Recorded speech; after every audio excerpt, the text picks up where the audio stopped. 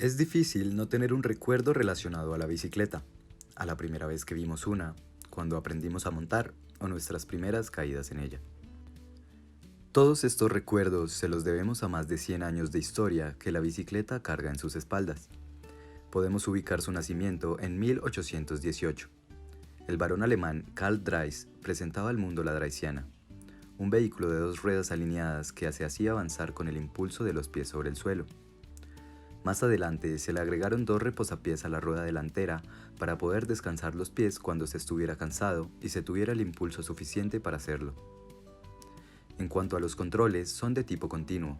En este caso recaen en el dirigeoir y el marco.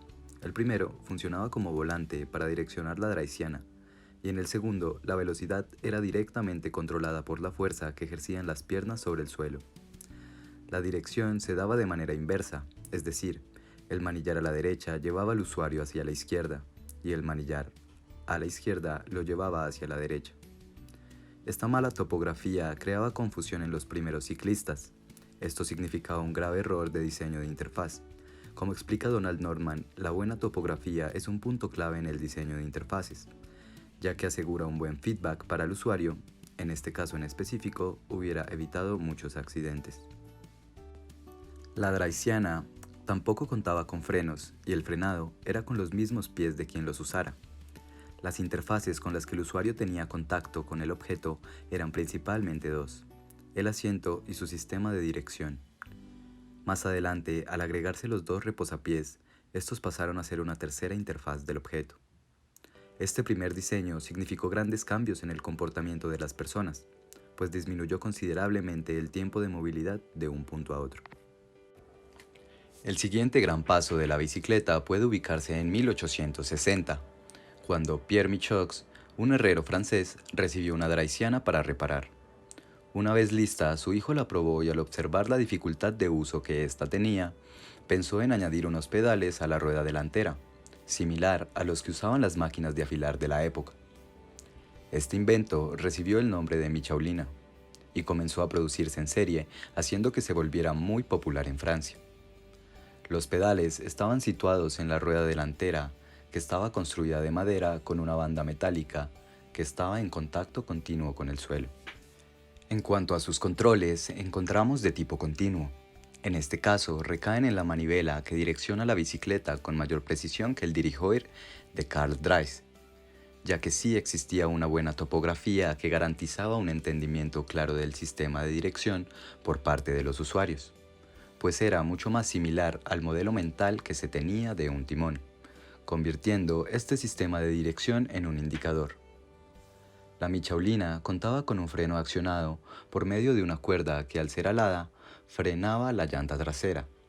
Los puntos de interfaz entre el usuario y el objeto en este caso se encontraban en el sillín, el manubrio, los pedales donde iban los pies y el freno. A pesar de estas importantes mejoras, la Michaulina fallaba en lo más importante: el equilibrio. La posición de los pedales en su llanta delantera causaba accidentes al ser difícil de mantener el equilibrio.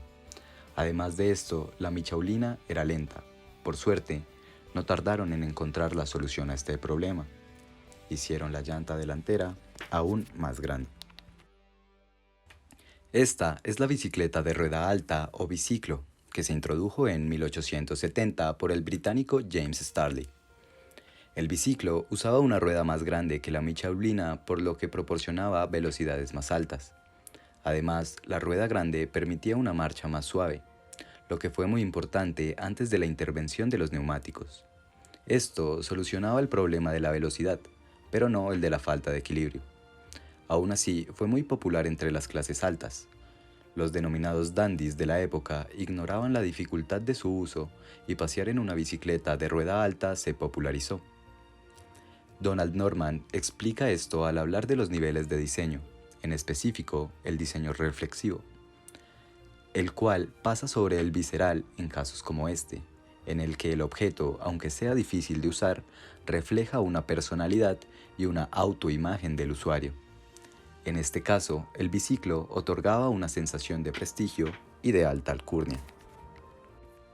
El biciclo contaba con un freno de tipo maneta, el cual accionaba una zapata que disminuía la velocidad de la llanta delantera. El control se daba por medio del manubrio y los usuarios subían a lo alto de la bicicleta usando un escalón para darse impulso y lograr llegar al asiento. Para bajar de allí, se hacía uso del mismo escalón. Los puntos de interfaz de este diseño eran el sillín, el manubrio, el freno y el escalón que ayudaba a subirse a la bicicleta. Este diseño, aunque indiscutiblemente era más veloz que su antecesor, heredó los mismos problemas de equilibrio, por no decir que los empeoró, ya que debido a su altura las caídas eran más riesgosas y el usuario podría salir disparado hacia adelante. En 1885, el sobrino de James Starley solucionó este dilema haciendo las dos llantas del mismo tamaño. A este diseño se le llamó la Rover Safety. La bicicleta Rover era más rápida, cómoda y de fácil manejo, definitivamente mucho mejor que la de su tío James.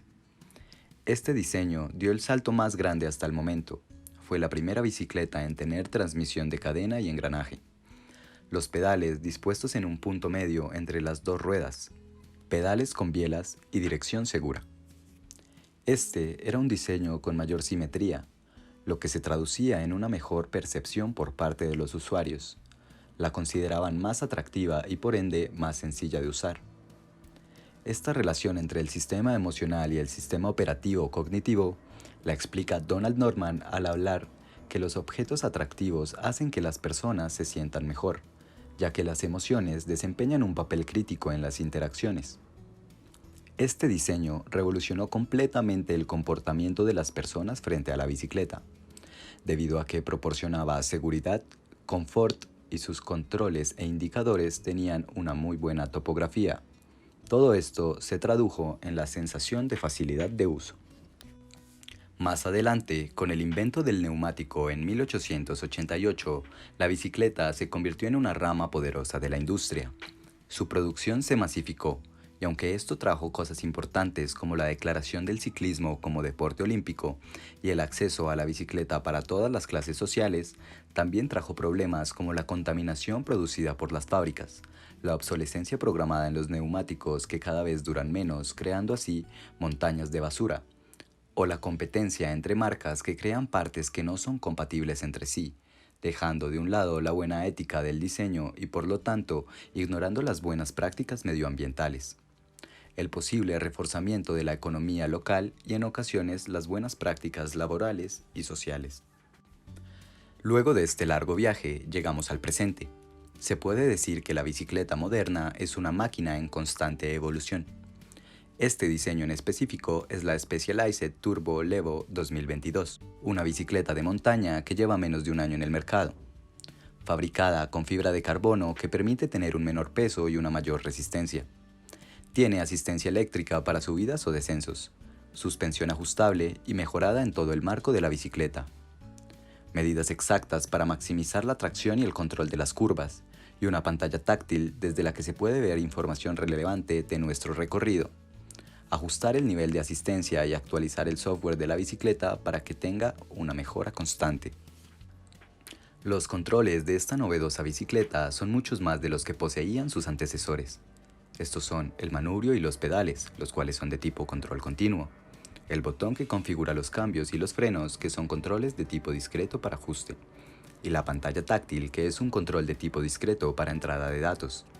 Entre los indicadores tenemos la pantalla táctil, que es un indicador de tipo digital, con retroiluminación, y en cuanto a los cambios, ya que al ser digitales no producen ningún ruido mecánico, por el contrario, esta bicicleta emite un pitido cada que se pasa de un cambio a otro, configurando esto como un indicador de tipo sonoro, generando un buen feedback al usuario que, como ya se había mencionado antes, es importante para informar al usuario sobre los efectos de la acción.